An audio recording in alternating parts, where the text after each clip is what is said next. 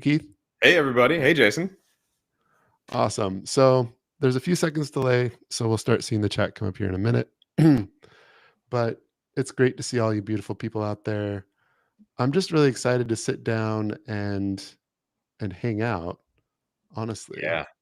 I think there's a lot to talk about. We haven't done a live stream since a few years back when I had Alex Redfish on the channel, and so I want to do this more often, though. And so let us know in the chat if y'all want to see more of this. I think it's going to be a lot of fun. And also in the comments if you're watching this after the fact. Cool. So, And Jason, one, thank you for having me. I'm yeah. honored to be your first revisiting of these live streams. But it's also been a little while since you and I have really chatted, and I wanted to see if maybe we could warm this up just by me asking you, how was GDC? Oh, man. GDC, as always, was great. I mean, I think it's funny. I was thinking about it. I think the first year I went was like 2000, I want to say 15. Oh, okay. So this was either, I think, the 9th or the 10th time because I've gone almost every year. I can't remember.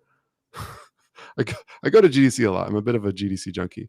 Yeah, So for the, I've yeah. been going since 2004. I think was my first one. Oh my But I'm a little gosh. bit sporadic. But Yeah, so it's great. I mean, GDC is always great. It's always inspiring and exciting to, see old friends and new friends and, meet up with people that I've only met online, yeah, in person and go for a drink or whatever it is.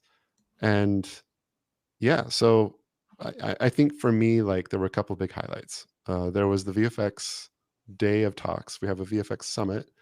So they give us a room and then there's like multiple talks throughout the day in that same room where we're learning specifically about effects. Like it's fun to sit in the audience like with buddies and it's like, hey, you're an effects, I know you, like you're an effects artist too, and like we're all just there as a community. And then we're like giving high fives to a lot of the speakers. It's their first time speaking, but they're talking about amazing projects. And then in the evening we had the effects mixer, over at, this year it was at the Monarch, which is kind of this dive bar. it's like a it's like dive bar chic, I guess is how I would describe it. It's like super run down in like a rough part of town. But I don't know, I'm an old guy. I guess it was just kind of hip.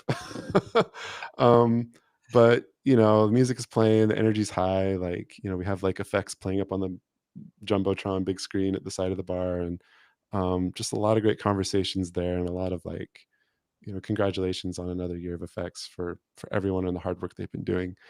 And so that was really cool. I really loved Monday. That was a lot of fun.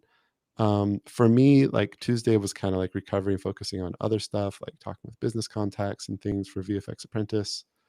And then we moved into like Wednesday through Friday. There's a roundtable for effects every day, and then some scattered talks on the topic of effects as well here and there throughout the day. And so the roundtable is a big room discussion where we all just like chat openly about whatever's on our mind. People can ask questions. I was facilitator on Wednesday and Thursday, and then DJ, the founder of Undertone Effects, was the facilitator on Friday. And we had some really great discussions there. We'll get into some of the things that we talked about here. There was also some questions that came in. We did a survey and a lot of you asked questions. And so we're going to get to some of those as well and just yeah. kind of talk about whatever is pertinent to people. And the point of this stream is very much for us to interact with you guys that are actually watching. So we would love it if you could throw us questions in the chat as well. And hi, everybody. There's a lot of hellos. Yeah. Hello.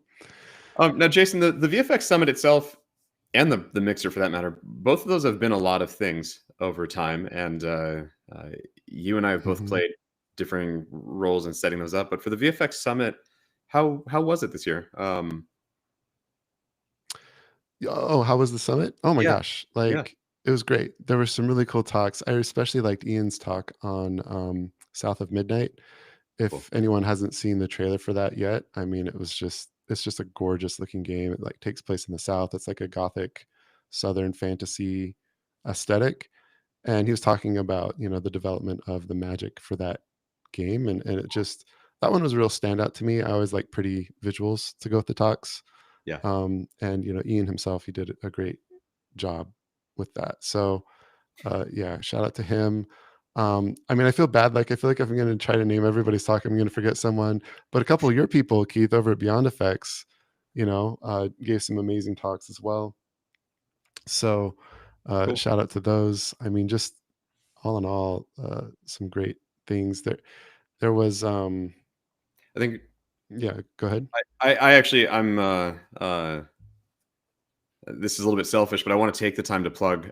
We always need more people volunteering to speak. It's surprisingly easy to become a presenter at GDC, especially at the VFX Summit, because Hmm. it's run by us, it's run by the community, and we want people from all different tiers of the industry presenting. So even if you're a student, if you think that it would be exciting for you to present at GDC, we'd love to hear from you. I think that's a really valid perspective that we need more of. Absolutely. Um, yeah. So I would second that. Having spoken at GDC a couple of times, I know that it can be overwhelming, like, the thought of it, like, it can be a little scary if you're more introverted and not sure, but, like, um, there's there's mentors and helpers there in the form of summit advisors to help guide you and help you. So, Keith, you are a summit advisor, correct? Are you still a summit advisor for next year as well? We haven't actually uh, we haven't picked up that conversation. I think I'm going to try to be. This year was a little bit of a harder year for me for a bunch of personal reasons and changes, but I would love to Mhm. rededicate myself to it. Yeah. Well, So you'll if at it'll least know the summit advisors. happen, I do. Yeah. So everybody, if you wanna speak at the VFX Summit, contact Keith. Let him know. Um, yeah, that would be really cool. I think that, I mean, honestly, in my experience, again, the nerves can be a thing. I mean, being live on YouTube in front of however many wonderful people there are. I'm trying to see here. Is YouTube showing us how many people are live? I can't see it. I'd almost rather not know. It's easier just for me to pretend I'm just Just talking to you. pretend nobody's watching. There's some like weird chats on the side that are just they're not the same as faces staring at me. Yeah, yeah, yeah. Yeah. So anyway, yeah, that was a good question to open with. GDC again is a delight every year. I know that like tickets can be pricey, but if you can make it out, I'm planning on being there next year, even as it is. The Um, but yeah. I cannot remember what GDC calls them, but the volunteer or the people working GDC, Oh, it's that's also right. a fantastic program and opportunity to attend GDC and actually get better access to things than most people. Um, The conference associates, the yes, CAs. yes, the CAs.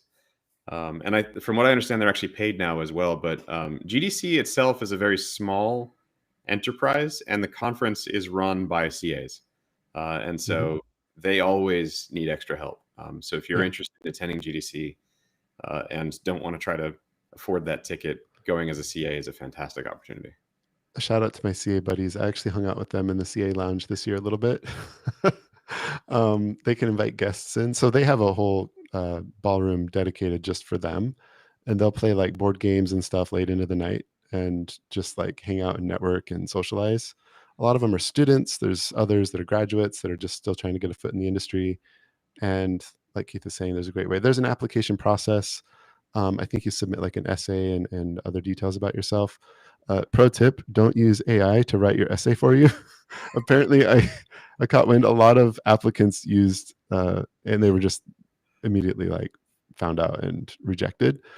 So yeah, write an essay that's from you about why you want to attend, and they need a lot of help every year. So like you're saying, that's a great way to get a free pass to the event and also meet a lot of cool people. So yeah. Um, well, cool. So Keith, I mean, for those of you just tuning in, like, I mean, you may know both of us, but maybe it would be a good idea for us to introduce ourselves for anyone who doesn't know much about who Yeah, we are. We've been friends for how many years now, Keith? It's been 10 years or so at that least, we've known each other. at least I think since before you started VFX Apprentice, since before I started Beyond Effects, and since Yeah. before I think we started bonding around discussions about realtimevfx.com. Yep. So yeah, Yeah. it's we've shared some journeys for a while. For anyone who's not familiar, realtimevfx.com is a forum where we gather and share knowledge as a community of effects artists. So cool. So tell me a little bit about your story, Keith. Yeah, sure. I've been a VFX artist in games for my entire adult life. I'm gonna age myself, which is kind of weird, but I've been working in games now for 20 years as a VFX artist. Uh, I started at a company called High Moon Studios. We had just shipped Darkwatch, and I joined. We were working on the Bourne Conspiracy, and then the longer meandering path. I ended up at Naughty Dog, quite young at Naughty Dog, and was there for almost 10 years as the lead VFX artist across the Uncharted and The Last of Us games. I stepped away in, oh man, 2014, something like that, and was freelancing for a while. Was trying to, really what I wanted to do was learn more about the industry, and there's some history we could dive into here with just game effects in general, but the game VFX career path is quite young, especially compared to game development. It started, if you think about it, it started when processing power of a console afforded somebody the ability to focus on this full time, and so that was the PS3 generation. It was when normal maps came out. It was really when like you started seeing full-time VFX artists, because before that it was like the environment artists or designers or sometimes animators would add some stuff. And so um, what happened is there was this mass convergence of tooling where everybody had a different language around how VFX craft was built. And that was always really bothering me. At Naughty Dog, we had a specific way we described VFX, even like what is an emitter versus a particle system, really base Mhm. things was totally different. And so um, when I left Naughty Dog, I started freelancing, and I was like really punched in the face with the disparity of freelancing consulting. I was hopping around and just talking to the other studios, and I was really punched in the face with the disparity of the ways we describe what we do, and like the words we were using were actually getting in the way of us bonding over common techniques, and it really bothered Mhm. me. And so a handful of us, Jason, DJ from Undertone Effects, and Drew Skillman, like there's a handful of key people that I was chatting with at the time. And all of us kind of bonded over this need for shared spaces. And so I went off and I created realtimevfx.com, largely sort of out of a challenge with DJ of like, hey, can we create a common place for us to talk? That also at the same time became the VFX Summit at GDC. Drew Skillman led that effort mostly, along with again the rest of the community. We now have the Discord group, a Facebook group. Frankly, VFX Apprentice is driving this change tremendously, and we've kind of just tried to lift ourselves up to give ourselves common places to talk and to share techniques, and Yeah. that has hit fast forward, I think, over what we're doing over the last 10 years. Um, Back to me and my journey. Shortly thereafter, I started Beyond Effects. I was freelancing and enjoying the hell out of it, and I started getting too much work and seeing that I had this really cool opportunity to bring in a team of other talented and passionate artists and work together. And so we started Beyond Effects and have been growing it ever since then. Cool. And then last year was the acquisition from Virtuos. That's right. So now Beyond Effects is part of the Virtuos family, and pretty decent team size at this point. How many? Can you say how many effects artists you've got over there? I mean, I technically can, or legally can, I suppose, but I never really know. And Becca always gets on my case about this. I want to say I believe we're at 38 VFX artists right now. Becca's the company manager for those not in the know. 30, around 38, give or Yeah. take, depending on the week or the month. No, we don't. We actually, so one of the core principles that I've historically adhered to is that we only hire people full time. And so Cool. we're a very stable team, and we frequently turn down opportunities because I'm not confident we'd be able to keep that person employed. And so it's just been a personal value of mine that Hmm. like we don't do expansions and shrinking as a team size. Hmm. And so we're stable. I just haven't really paid attention to the exact number of artists we have. I want to say it's 38. Yeah. Okay. Yeah. Sorry to imply that there was no stability. Um, that's awesome. That's actually really cool to hear about that. I know that in today's climate, that can be kind of rare. We had a few questions come in, and some of them are related to that as well. So, um, I'll circle back to that. I'll do a quick introduction to myself.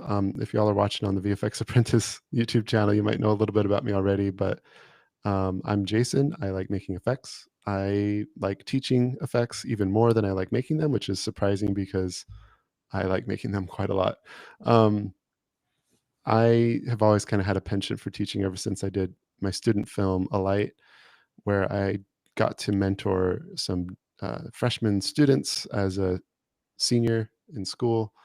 And just really ever since then, just loved the coaching and training aspects. Found opportunities at all of my jobs, even at small studios, to do like training and onboarding while also working as an artist. I was a Flash artist back when it was called Flash in 2D, and I did some Goodness. props and some animation for a game called Animal Jam. Some of you may know Animal Jam. They were at GDC this year, still going strong. And shout out to my old team over there. I was there for 3.5 years, and then applied to Riot Games, where I started as a effects artist there, and gained a transition skill into 3D effects, and then also worked in R&D on a project in Unreal at the time for a couple of years during my 6 years at Riot. Left Riot about 5 years ago. Actually, it's coming up on the 5-year anniversary of when I left, which is crazy that it's been that long. During my time at Riot, I was really honored and to meet Keith and do my first talk at GDC and travel to universities and speak there, and really start gathering the audience that would later become VFX Apprentice. And there seemed to be a real hunger for it. I was sitting in on a lot of interviews with new candidates coming into Riot, and it was just always like, oh, if only someone had been there to teach them while they were in school. If only like they had had an opportunity to learn about effects before it was time for them to apply for a job with us. We can see the raw skill, the raw talent, but they're just not there yet. And so we can't take them. And there was obviously a need for that. And so seeing that no one was really teaching comprehensive um, effects training for games specifically, I decided to found VFX Apprentice, and Riot was good enough to let me do that while I was still working there. Actually, we launched our first. I did a Patreon for a little while just to test the waters on would people actually pay me money to learn, and then that led into building a course, and that launched in September, and then I left Riot in April the following year in 2020. So yeah, VFX Apprentice has been around for 5.5 years, give or take, and I left Riot about 5 years ago. So um, it's been a journey. I always tell people I didn't go to business school, and you didn't either, Keith. We went to what? You went to art school. You went to Full Sail, right? I actually slightly did. Oh, okay. Yeah, I suppose I've probably never talked to you about this. I do have an art degree from Full Sail, and then Full Sail started like a little chippy entertainment business program, and I was one of the first graduating classes from that as well. Okay. So Um, you took some classes in business. I actually have a bachelor's in entertainment business and associates in computer animation. Oh, dang, your bachelor's is okay. Well, that explains a lot. That explains why Beyond Effects has grown so well and done so well. I don't know what my explanation is for VFXA still being alive. It's the support of the community, I guess. I mean, I'm figuring it out as I go. Y'all are amazing. And I think honestly, we're doing something like I am the sum of the parts, right? Like the mentors and the instructors and the helpers that we've had over the years. If you're watching, thank you. I mean, you've made this what it is today. So I think you yeah, nailed that. Yeah, you guys are doing well because yeah, you're pivoting and iterating constantly. I mean, most of our phone calls are us like digesting what's happened in the last few weeks and trying to figure out where to go from here. So I think yeah, that's the key. yeah, definitely. Okay. But enough about us. We're ready to move on. There was a good question already about the world of outsourcing in the chat. I want to make sure that we capture that. Um, Mudu is asking, might be more industry related, but I'm interested about what both of you think about the growing role of outsourcing in games and how you see it evolving in the future. You might know a thing about that, Keith. You want to start there, and then we can also go to some of the questions that we got before the stream. But I think this is Yeah. an interesting one.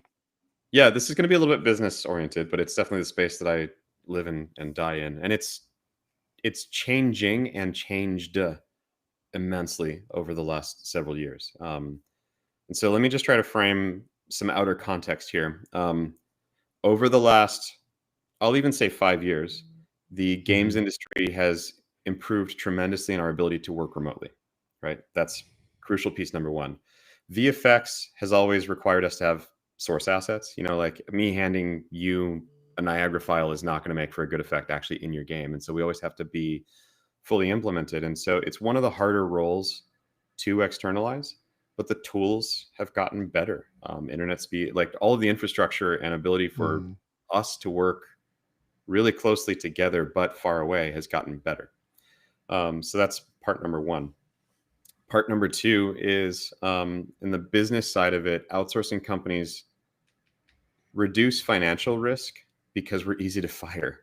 Um, and so the thought of growing a team often comes with a really personal stress of supporting that team. Mhm. And so if you're trying to make a game and somebody like any one of us outsourcing companies, I don't want to toot Beyond Effects' horn too much here, but like, let's say Beyond Effects is here saying, hey, you can hire us for 6 months. We'll come in, we'll dive in your project, we'll be experts, we'll help you solve all of your challenges, and then we'll walk away. That's a really cool value proposition for you who's sitting there trying to figure out how to make the most of your X amount of dollars. Right. And so there's a commercial need that's like it's a fear-based need from people with money, which unfortunately the world is run by people with money. Um, Yeah. the third, I think, dimension that's changing this is that there are really good artists around the world popping up, whereas local talent is still really hard to find. And I mean that in like any locality. But there's not a lot of central schools. Actually, there are no central schools teaching game VFX in a way that's useful for us to hire, and so we can't really latch on to them. There's no industries that sort of naturally create it, and so there's no region anywhere for us to create VFX artists from or to pull VFX artists from. Mhm. And so instead, you're popping up all over the place because of people like you, Jason, with VFX Apprentice, and a couple other great schools or great online communities, not schools. And so if I were looking around for a VFX artist, I'm probably going to want to go remote anyway. And if I'm already going remote, I might as well pair with one of those teams that has business insurance and everything else.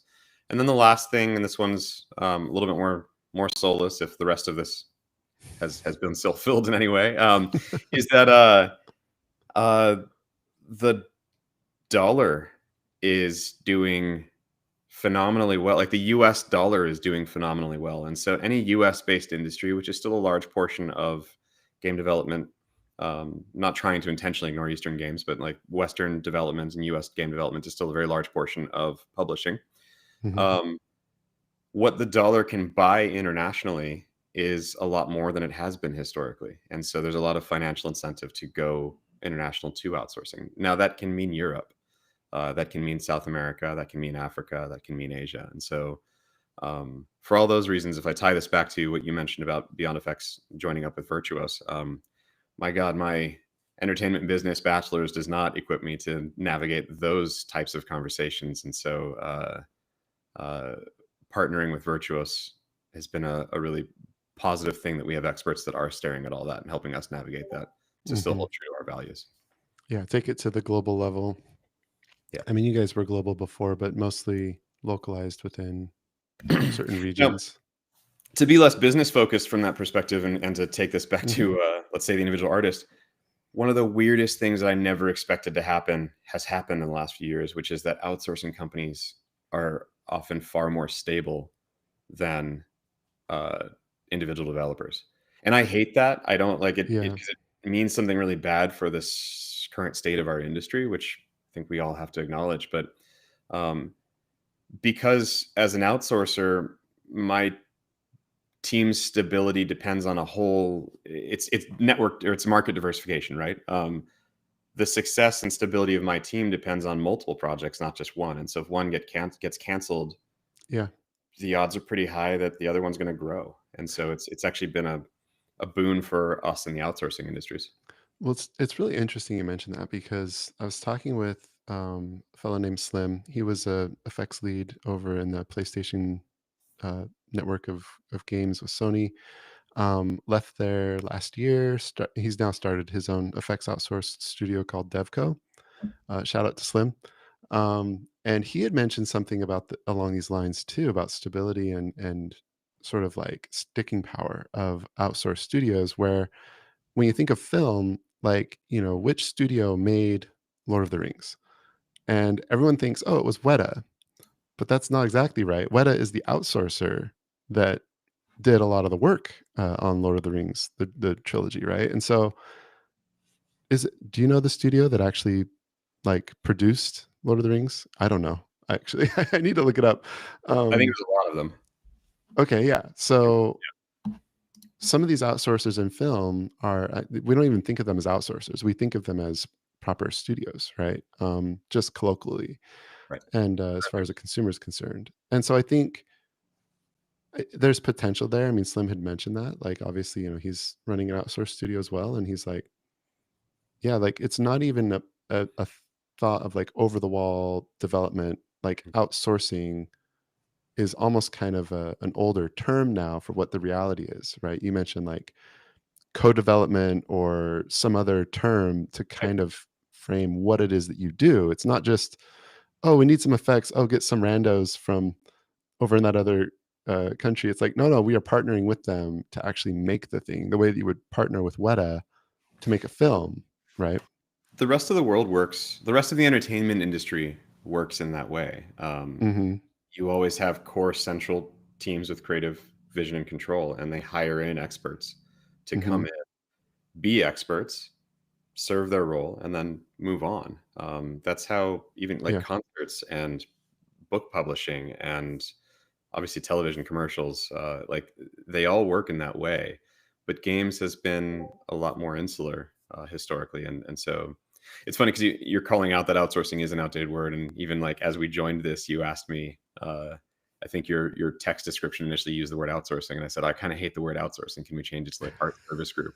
And it's because of that. Yeah. The I can say this now, 10 years on into Beyond Effects, but when we started Beyond Effects, the core gamble and like outlook that I was hoping for is that the games industry was going to move in the same way that the film industry does, where vendors come in to be specialists and they're empowered to be experts.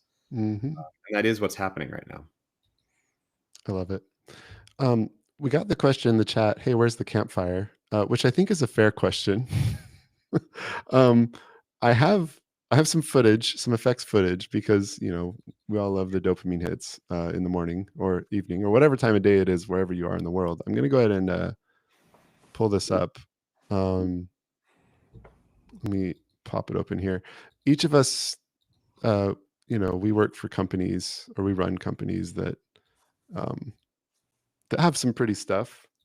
We'll just kind of kick it off here with last year's reel. I think this is going to play for a while, and then I don't think I'm going to play it through the whole stream because honestly, it's a lot. But we'll get through this while we're talking, and then I'll switch over to the Beyond Effects reel as well. This is a collection of work from our students from over the years. I say students, honestly, a lot of these individuals, like what is a student really? Some of these individuals are working professionally as well, but they've come through our content. They've done some really cool things. And there's some instructor work like you're seeing here as well. But Jason, So if we're doing well, we should always be students, right? yeah, exactly. Student is a loaded term. I'm a student, heaven knows. Okay, so there's your campfire. I hope you like it. Something pretty to stare at while we talk. um, on that topic, we can move on to this next one. This question was asked by Zoin in the survey before the stream. And I'll just kind of read what they said because I think it's a really nice question. It's well worded. They say, since there are many ways to create one effect, do you think a specific workflow or combine different ones for certain types of effects? For example, is there a go-to workflow for making a campfire or an explosion or muzzle flash? And how do you decide which approach works best for each scenario? Is it based on efficiency, aesthetics, or a mix of several other factors?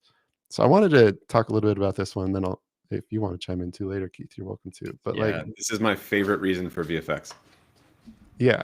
So I always say any two effects artists are going to make the same effect differently. That's kind of the beautiful thing and the terrifying thing all at the same time. It's like, yeah, you have total freedom. Oh no, you have total freedom. Um, we have a few constraints. So when you are given an effect in the workplace, typically there's some kind of prompt. There's some kind of level of description of what your task is, right? Sometimes it might be a really thorough design document, so you know the gameplay considerations. You're going to have some references depending on the stage of the game. You might have a style guide, you might have gameplay pillars, and an understanding of what the creative vision for the project is and how your effect fits within that. Then you might have some descriptors like this is going to be fire.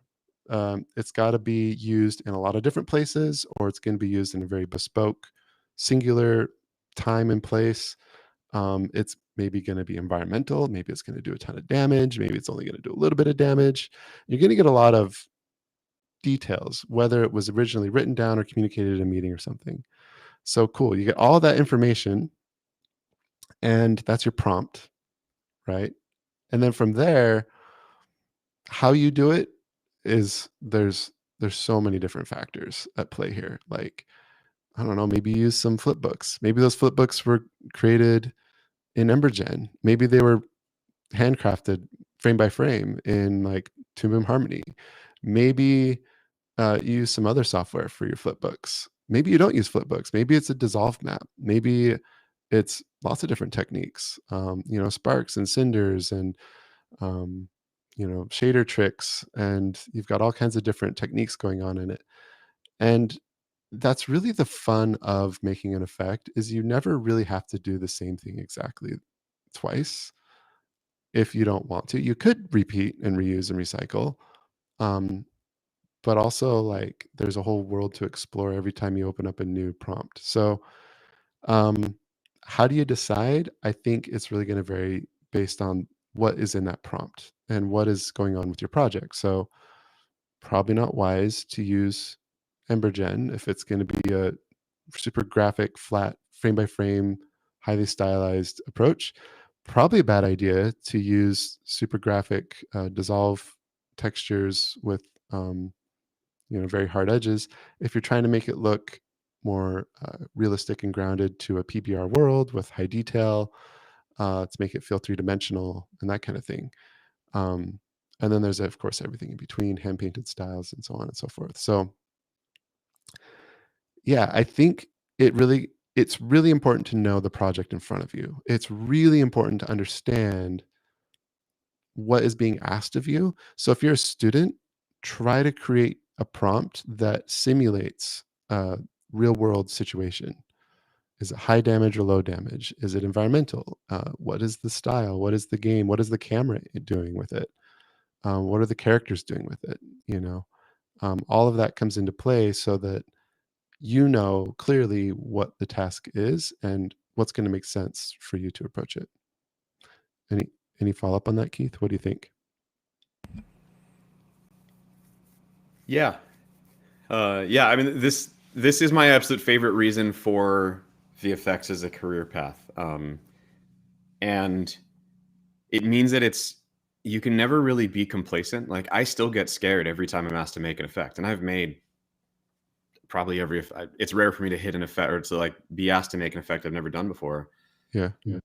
But I have to do it uniquely every single time. It's always different. And the reason for that is if we take a really big step back, we're still using sprites. We're still using fake 2D cards and smokes and mirrors and sparkles to trick the viewer into thinking that our effect is a volumetric cohesive whole existing in 3D space.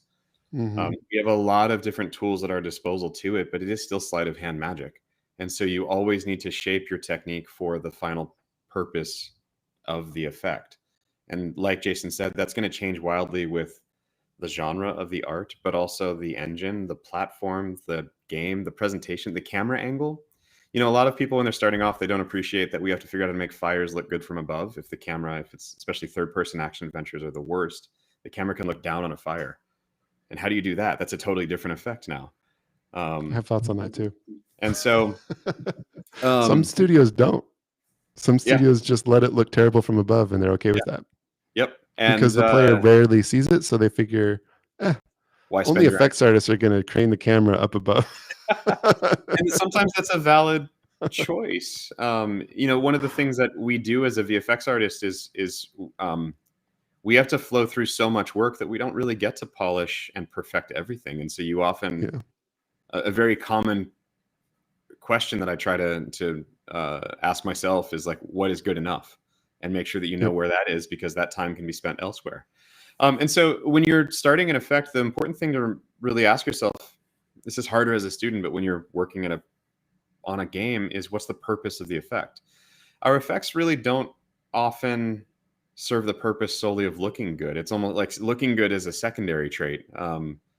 And so I'm a big fan of the idea that like our effects are there to either deliver information from design. What's the damage radius on this? What type of damage is it? Does it heal? Does it cause fire? Whatever it is. Mm-hmm. Or provide player feedback. So making the player feel like they're impacting the world. That's going to be your muzzle flashes, your bullet hits, but also footprints and things like that. And then helping sell the narrative tone of what the game is supposed to make the player feel. That's usually a little bit more about environmental effects. And so if you Mm-hmm. have a slow, moody environment, then the effects need to be built to have a really slow, smooth churn. And if it's fast Mm-hmm. and chaotic and like a windstorm, then the effects need to emphasize that overall feeling. But those three perspectives of most of our effects, looking good is not going to be the primary driver, and if they're successful at achieving those purposes. And so you have to shape your effect differently based off of even which of those you're trying to achieve. Yeah.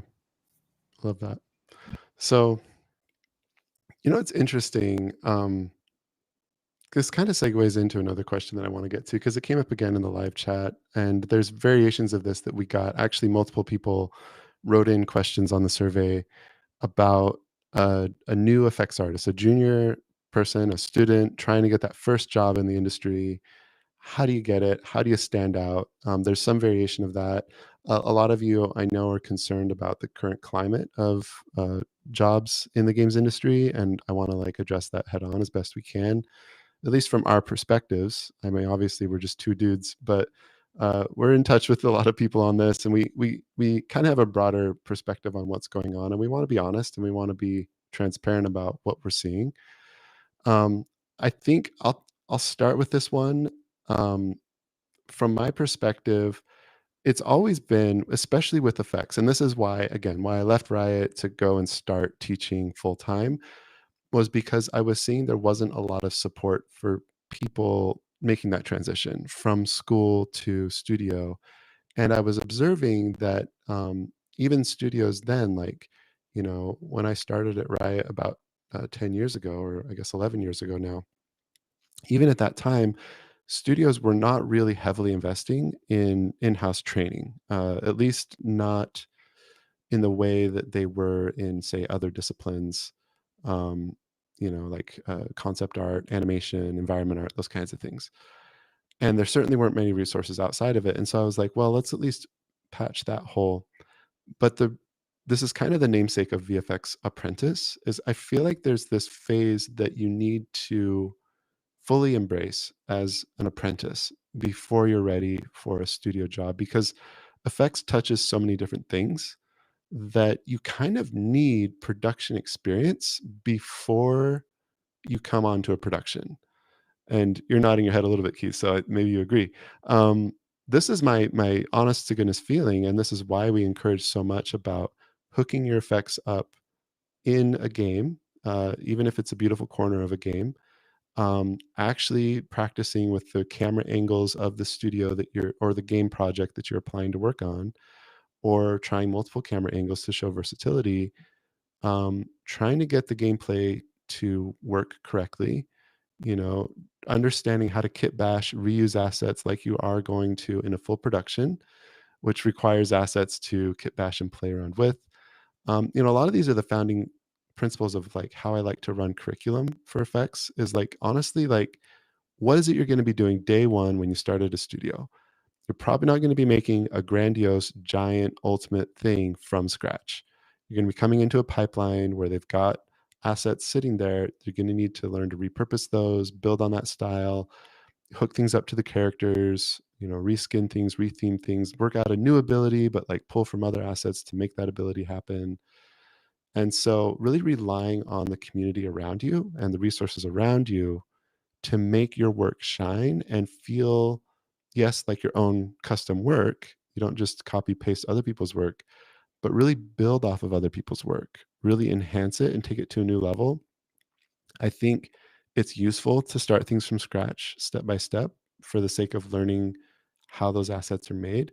But by the time you've got your portfolio ready, you ought to be running at a good clip and understanding, yeah, like if I came into a production, I have the skills to identify how to pull together the assets for my effect, how to make it work in sync and in harmony. And that requires, work that looks like it belongs in that studio, in that game. You essentially need to be performing at their level before you get the job working with them. Um, that's the best way. That's always been the best way to get work. Even before we were seeing the layoffs and the challenges with the industry shifting right now, it's always been the case that that's the standards for effects were very high. Yes, there's job openings. There's always been job openings. There's still job openings. And yes, there are fewer of them available for junior artists. But if you can showcase your work in a way that demonstrates, I'm not just a student, I actually am production ready. I actually can implement these effects and get them working within a pipeline, within a style. I can get them optimized. I can, get them sustainable for development. They're going to look at you and see you as much lower risk. And like, okay, this person, yeah, they don't have actual production experience, but it's pretty close at this point. Like they're actually doing the things that we do. They just need some onboarding and we can get them there. Like it's much easier of a bridge for them to cross, to take a chance on you and to say, let's bring this person in and train them. At that point, then it's just a matter of timing and waiting for the right position for you to open. It might just be that it's the wrong time, but the right studio. So patience is definitely a thing, um, and follow through there. But uh, specifics of like actually, okay, yeah, but Jason, what exactly do I do? I mean, we can get into that throughout the time here, and honestly, it's something that we talk a lot about. But I'm curious to hear your thoughts there, Keith. Anything I said that strikes a chord, or you want to challenge? Or what are your thoughts? Yeah, this is probably one area that you and I. This is probably one of the biggest areas that you and I slightly differ in practice, um, Mm-hmm. where I think that craft actually matters a little bit less than uh, technique or ability. What am I trying to say? I came in trying to challenge you on this, but I'm just going to start over. Actually, Go for it. I Challenge away. I love it. I fundamentally think that game VFX should be one of the easiest things to get a starting foothold into, because still to this day, nobody can find good associates. And that's exactly what you're saying because they don't have in-engine experience. Mm-hmm. But I don't need an associate that knows good craft. Places like Riot, Blizzard probably do still focus really heartily on craft. Most of the games industry, especially most of the bigger giants, they don't. Let's say Call of Duty. Call of Duty is a VFX machine, and they always need VFX artists on the printing press of Call of Duty titles. They don't need good VFX artists that have like a superb sense of timing and shape language and color composition and like are really craft focused. They need people that can use the tools, that understand the implications of the pipelines, and that know that they can break the game engine if they're not careful. Mm-hmm. And so what I always advise to focus on is actually what you're calling out, that like implement your stuff into a game. Implementation is the biggest part of our day to day. And so if you can show me, let me start over because I'm trying to say so many different things. My brain is swirling on this one. When I'm looking at portfolios for an associate, what I'm looking for is, can I trust them in my pipeline? How much handholding am I going to have to do in Mm-hmm. my pipeline to be useful? That role is not it's about how can they be helpful to me. I'm sitting here and I've got this brutal deadline that I'm facing, and I need help. I've got one example of the effect that I need. Let's say it's a muzzle flash. I've got one working muzzle flash, and I know that I've got 47 other guns to get done by in 3 months. But I also have all the rest of my work. Who can I give that to? And so, if I'm looking at portfolios and I see somebody that has a variety of different types of fast, simple effects that are implemented or built in ways that I think are safe, I'm going to talk to them. Hmm. Um, when it comes to hiring, there's two types of hires that I see all the time. There's the slow and steady, very conscientious uh, hire where like we're going to put up a post and know that we need somebody in 7 months, and we're going to take our time to find that perfect person. And then Hmm. there's the oh shit hire. Um, the oh shit hire is how most of us got our first jobs. Yeah, It's true. I was the first person that they thought of, or I was one of the first people that they thought of when they had that moment of like, oh man, I need help, and I was available. I was able to start in 2 weeks. Yep. Um, and so to me, getting your first foothold in is about making sure that you're placing yourself everywhere that could possibly be found when people are looking for those oh shit hires. Um, Yep. which is really about that. I mean, that's the definition of networking, right? It's good networking is how do I make sure that I'm on people's mind when they have a need, they're going to come to me for help. Absolutely. Yeah, this is so what's interesting is like there's so much that I think we align on, and also it's worth mentioning here. This is a good reminder to me as I've been talking with different studios because we not only do the school, but I also do a lot of engaged like coaching and workshops and things with studios as a part of the VFX apprentice ecosystem. We're actually working. I don't know if we can say we're working together on some things at Beyond Effects, and basically I find totally different set of like requirements and values and systems for talent everywhere I go. And I think it can be a challenging thing as a junior because you're hearing from one senior level person at a studio who knows that studio inside and out. I'm going to go ahead and make this loop. Um, who knows that studio inside and out. Oh yeah, this is definitely the way to get your foot in the industry. This is definitely absolutely the end all be all one piece of advice that I wish I had when I was in your shoes and blah blah blah. And then you go to another senior level person who really knows their stuff at another reputable studio that's really doing great things that you would also love to work at, and they'll give you totally different advice about what they're looking for, why why they want it, and it can be really disorienting, I think, as a junior person, like hearing such differing advice. And there's My often ego Yeah, in that too. there's ego in that. Oh, Yeah. interesting.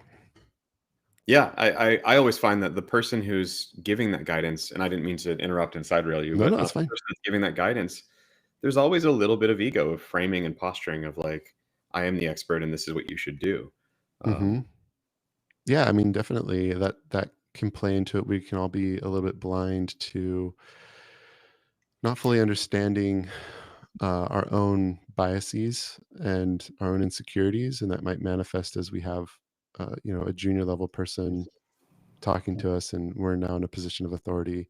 I mean, I'm first to say I'm vulnerable to that, in the position I'm in. And it's Absolutely. kind of surreal to me. Like I'll hop in every now and then I'll hop in on the Discord server. We have a Discord server at VFX Apprentice. And in the early days, I'd hop in on the live streams and just like hang out and chat with people, and it was just chill or whatever. Nowadays, when I hop in just to chat, they're like, oh, silence washes over the room. Jason Kaiser's here. Oh my gosh. And I'm like, I just one of you. like, You I, need an alias. I don't know how we got to this point, but like, You got to go that undercover boss style. I know, seriously, I need a different username and like a filter on my face or something. But like, I grew the beard, but people still know who I am. um, no, but in all honesty, like we're all vulnerable to that ego, and I think I mean, I feel fortunate because I work with a lot of different studios, and I can see like my opinion is just one in a sea of opinions. And I get that perspective reminder all the time. And so it's really important to remember that as a junior that like the person you're talking to is just that. They're just a person, and they used to be in your shoes and they had all the same insecurities that you did, And they might be giving you really solid advice that works at a lot of different places, or it might just work at the place they're at from their perspective. And so you kind of need to take that into account and maybe ask a few different people that find what resonates with you. Because it may be that you get an answer that you don't like and you're like, gosh, if I have to do that, I don't know if that's me. I don't know if this is a fit for me. But you might talk with someone else in effects at a different place and you're like, oh, okay, that jives with me. That's more my speed. And it's not that the other one is a bad place to work. It's just not a good fit for you, honestly. Like, I hate it when people are like, oh, this style or this way of working is wrong. And that's terrible. And I can't believe people would ever want that. Mine is clearly a better way of working. I'm like, no, no, no, no, no. We are a very diverse bunch. We come from all different like interest levels and different skills and different things. Effects is a very broad topic, right? So I think just be open to like experimenting and trying what works for you, and you'll find your way. It can be a bit disorienting, understandably, because effects is such a broad topic. But Yeah, um, yeah, I want to actually try to drive this and see if between the two of us we can come up with some actual tangible takeaways. Um, okay, yeah. Instead of just like yeah, speak good. and I totally agree with absolutely everything you're saying. Like a part of the fact that there are no standardized pipelines or techniques from that last conversation we just wrapped up also means that every studio is looking for slightly different things and is approaching things a little bit differently. But there are some questions here that are hinting at a sort of paradigm shift that I want to try to present, which is when a studio is hiring, they're looking for help. They're looking for somebody to come in and solve their specific problems. And you, Hmm. especially as a fresh like student stepping out trying to apply for your first time, you're thinking, how do I get a job? What you need to be thinking instead is how can I show them that I can help them? Mm. And I always find that that paradigm shift switches things quite differently. You can also one other way to think about hiring is a little bit like dating, because it matches the exact same thing. We're trying to build relationships, and so you have to think through what does the other person specifically want? How do I make myself more desirable, et cetera, et cetera. The actual recruiting process does vary at each studio. There's a question here. Somebody called out that they feel like without experience, they don't even get their portfolio reviewed. In a majority of studios, that's not true. But sometimes if you're working through a recruiter, that recruiter is going to be the first filter. And so they don't know how to review portfolios. They'll look at your resume and just go like, nope, no experience, throw it Hmm. away. Most of the time, applicants go straight to the art department. That's true of most studios that I've seen and been in and helped out with. Hmm. And it's somebody on the art department that's going through and the very like for us, for example, at Beyond Effects, or even at Naughty Dog, if we get somebody from our recruiter that hands us an application, I might skim their resume first, but most of the time I'm going to click the link to their portfolio because that's the fastest thing to tell me who they are as an artist. And Hmm. so I'll look at their art station and I'll really quickly skim it and see if there's anything that's even applicable. It's actually not that hard to stand out here. If I'm being entirely honest, a vast majority of people that are applying for positions at every studio and at Beyond Effects that I've been able to see into, they have no game experience. They've never even opened Unreal. They might have a huge amount of pre-rendered stuff, but the first thing I'm going to look through on their portfolio is like they don't even have anything in Unreal or a game engine, nothing from Mm. Unity. And I'm going to say no because again, most of our work is in implementation. After that, I'm going to start looking at style, and this is where uh, our industry is slightly split. There is still a schism basically on like stylized versus realistic. And I think that realistic is growing in width. A lot of sort of fantasy games are starting to do quote unquote realistic. Let's take Harry Potter, Mhm. where they're using realistic techniques. But the stylized portion is just getting better at craft. Jason, if I'm being entirely honest, like you have made the state or the quality of VFX and the stylized portion of our industry so much better. And you've Oh, been able to thanks. help add to a community of people that are passionate and actually focusing on like, this is beautiful. How do we make it more beautiful? The realistic side doesn't really have that. It's usually a little more tech focused. But so I'm going to look at those two different spreads and see like, hey, this person has a phenomenal amount of craft. They're really good sense of timing, really good sense of color value and color theory. Their shape language is good. I think they would be great candidates for these portions of studios. Or I'll see another studio or another portfolio rather that's just nothing but pre-simmed flip books and things like that, and I'll hedge and try to figure out can they fit into the rest of the tech pipelines that we have, and maybe that's going to be their foot in. Now, let me take a step back again. How do you make a portfolio that's useful? I think that right now, if you're just getting started, diversification is the biggest thing. And what I mean by that is uh, don't do what everyone else is doing, um, and show me a couple different styles, a couple different fast effects. I stand by the fact that the best portfolios for juniors or for like students that I've ever seen are ones where they just simply open up asset store assets Mhm. from the Unreal Asset Store and they recreate a handful of them. If you give me 20 fast, like 3-day effects, I'm going to probably be blown away. And then maybe like one really, really good, beautiful craft effect. That's awesome. Like what you're showing me is that you've got a really wide spread of understanding of the different tricks that we use. And Mhm. I'm more likely to think, hey, this person might be useful. I want to meet them.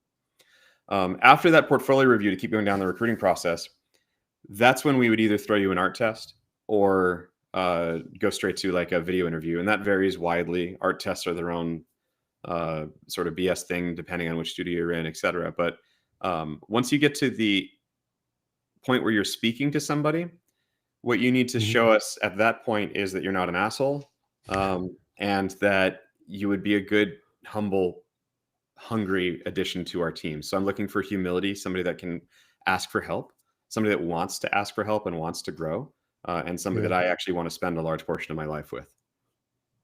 Yep. Yeah, if you're getting a lot of interviews and not getting jobs, that means that you need to work on something in the interview. I think that's like a after like the 3rd interview that you didn't get the job, I think it's time to really consider, sitting down with a trusted friend who can give you feedback and do a mock interview with them. Maybe even record yourself and pay attention to your mannerisms and behavior and tone, and how you're answering the questions. And there's probably some low-hanging fruit that you can work on there. I think that's typically just to add on to the interview thing. Um, yeah, or also it might just be that honestly your personality type is not the right fit for the studios that you're talking to, and maybe you would enjoy working at a different studio better. Different studios have different personalities, and it doesn't mean that one is better than the other. It just means that you need to be mindful of where you're going to be comfortable and where they're going to be excited to have you. Because the last thing you want is to work somewhere that you don't get along with the team or you don't vibe with them. Mhm.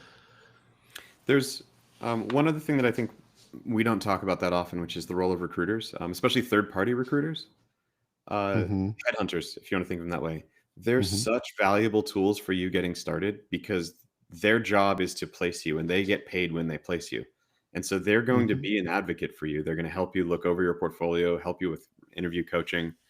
Um, and so I strongly recommend like just go on LinkedIn and look for game recruiters and reach out. There's a handful of great businesses that are also all connected to other studios.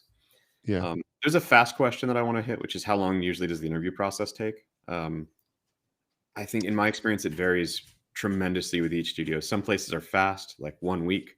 Other places are multi months and hours upon hours of panel interviews. It also is going to depend on if they're in that oh shit hire or hey, we're going to be slow and take our time. Yeah. I think that there's, man, there's a lot.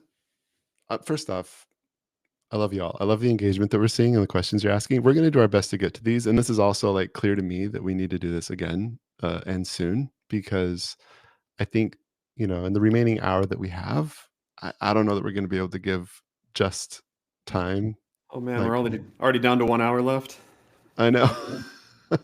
I know. I mean, I got to go be somewhere. I'm sorry. I did set aside 2 hours for this, but we can do more. We can do more. This is not the end. Um, And a good turnout too. Y'all are crushing it in the comments, and I love to see that engagement. Some familiar faces and some new faces too. Um, so basically, I'm seeing some questions about like how do we do this kind of thing? How do we do that kind of thing? Like, man, I want to. learn the skills. Where do I go to learn the skills? One person was asking, I have 10 years of experience in effects, but it was mostly like hyper casual games. I want to transition over to more double A or triple A. Um, you know, what do I do to make it there? I think what's interesting in my mind about that is like, with hyper casual, hyper optimized games that only have like one or two emitters in an effect, um, that can still be a good foundation if you have really amazing timing and really good principles manifested there, into scaling that up into something more impressive, grandiose, detailed, and refined. A lot of the principles at the foundation within effects apply. I mean, we're kind of known more for our stylized work versus our sort of procedural work. Um, we do more handcrafted than we do computer generated, although that's changing now. We now have our Houdini and Embergen bootcamp. Shameless plug. We still have a couple more seats available in that. If you want to go sign up for the bootcamp on our site, it's an 8-week bootcamp led by Deanna, who has a really great Awesome. background. Anyway, you can go check that out. But the point is, whether you're doing stylized or realistic, the core of the effect needs good timing, good composition, good context for how it's functioning in the game so that it actually improves the gameplay experience. Once you get that blocked in at a very simplistic level with, say, just a couple of emitters, you can build on that. You can refine that, add the fancy techniques, the flip books, the shaders, the interesting lighting dynamics, and all these other secondary and tertiary bits and pieces that are floating around it to ground it to that world, to really make it feel polished. A lot of times the difference between sort of low end and high end effects is simply just the amount of hours spent on it, to get that refinement, to get that polish in there, especially when you're learning. That's what I recommend. I was always struck when I was working at Riot, when I walked by the illustrators, because Riot has some of the best illustrators in the world doing these like fantasy illustrations of their champions and other assets. And early on, their sketches, I mean, they're just sketches. There's nothing magical or beautiful or gorgeous. And then they're doing color block-ins, and they're just doing like, flat local color, like blocked in throughout. Again, doesn't really look like anything too special. It's just kind of rudimentary even.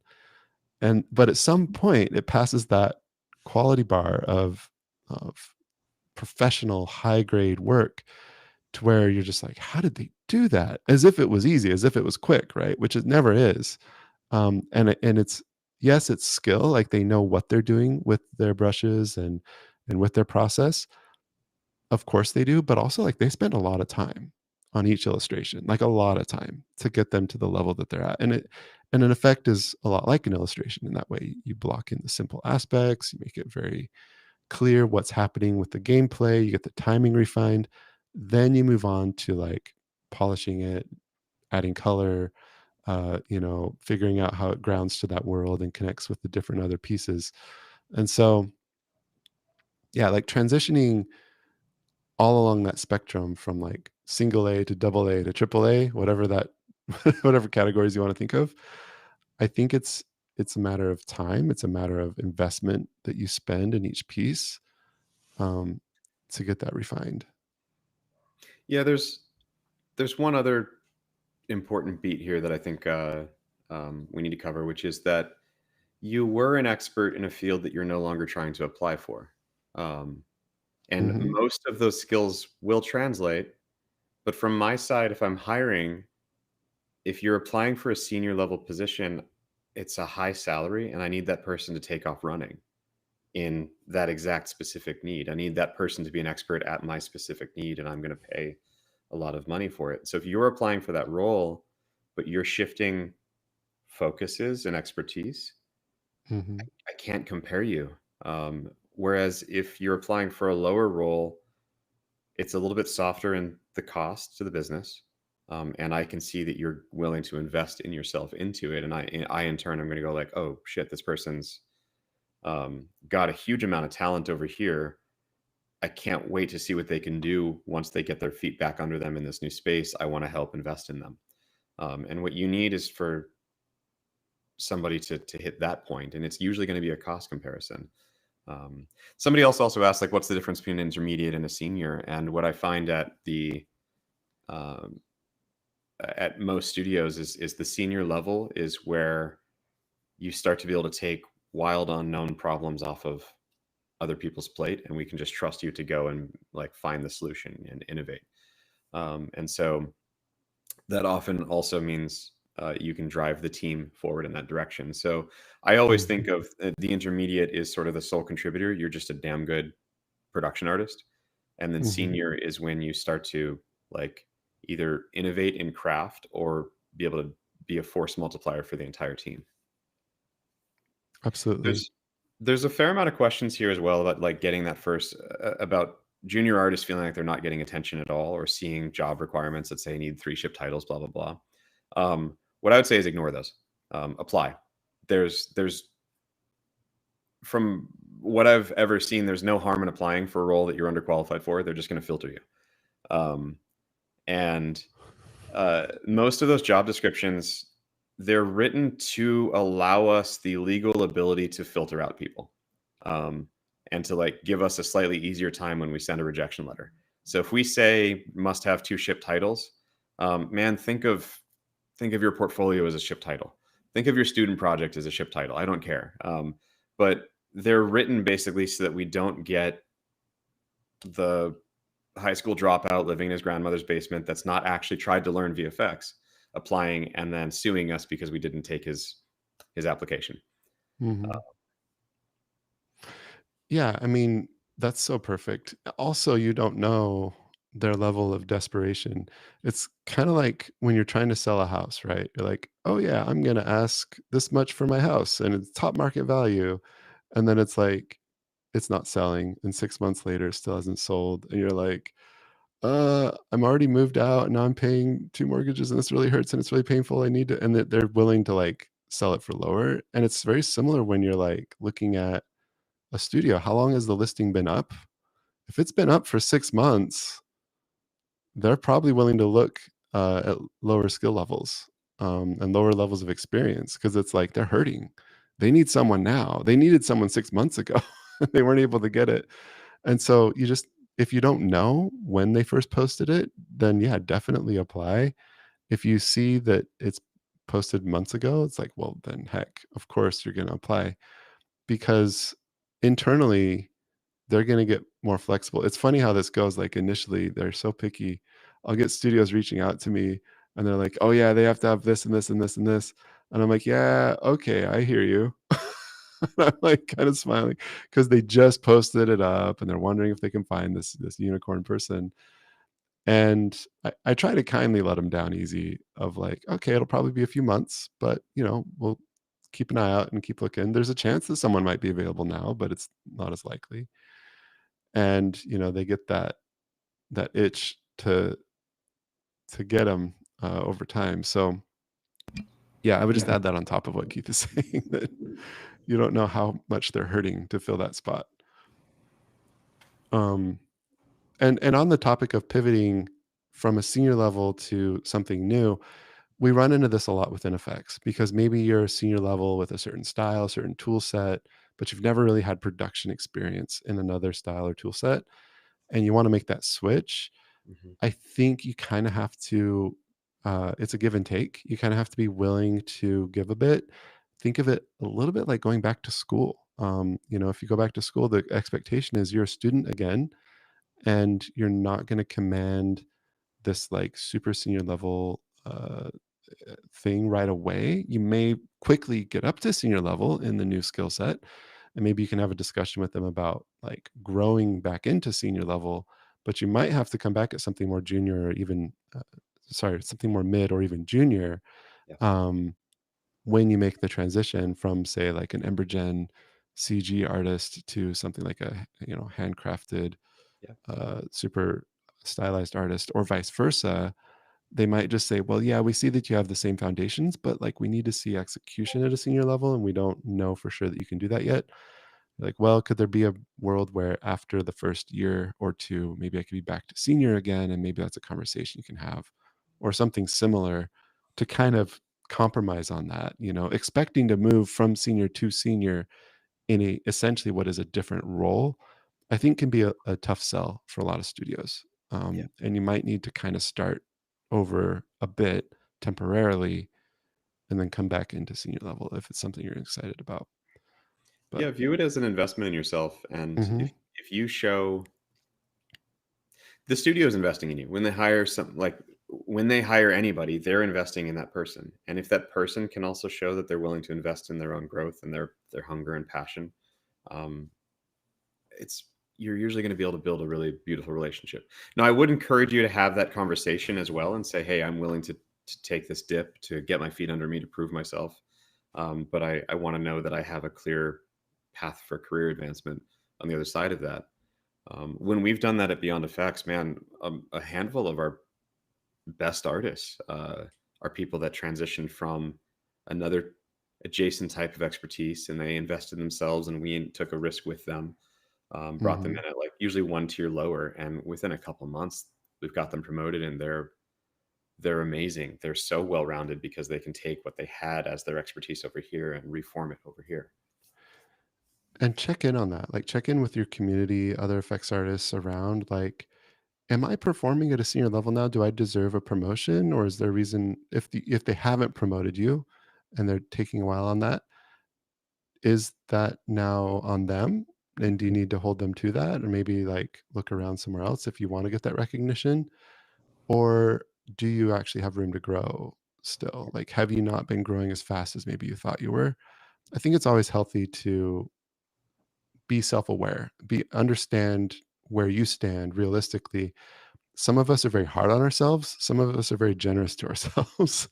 And so depending on where you are in that spectrum of, are you critical or a little unrealistically positive about your abilities, maybe check in with your peers and see what they think of you.